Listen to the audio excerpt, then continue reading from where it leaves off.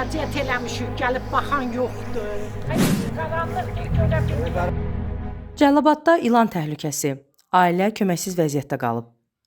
Cəlilabad rayonu Göytəpə şəhərində yaşayan bir ailə ciddi ilan təhlükəsi ilə üz-üzə qalıb. Bizə zəng olunan kimi əraziyə əməkdaşlarımız ezam olundu. Sakinlərin sözlərinə görə yaşadıkları ərazi uzun müddət kol-kos və baxımsızlıq səbəbindən təhlükəli vəziyyətə düşüb.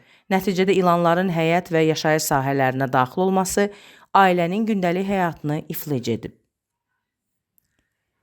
Ailə üzvləri bildiriblər ki, xüsusilə azyaşlı uşaqların həyata çıxması artıq qorxuya çevrilib. Onların sözlərinə görə, məsələ ilə bağlı aidiyyətli qurumlara və bələdiyyəyə müraciət olunsa da, problemə ciddi yanaşılmayıb və hər hansı tədbir görülməyib. Məlikova Mahzər, Göytəpə şəhərində yaşayırıq. Bizim evləri ilan basıb. Buyur. Müraciət eləmişik, gəlib baxan yoxdur. Xahiş edirəm sizdən, evimdən körpə nəvələrim var. Bu işə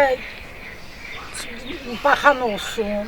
Yəni gəlib bu həyətə bacıya, bütün həyət bacı hamısı otdur, kol-kosdur. Buna bir əncam çəkən olsun.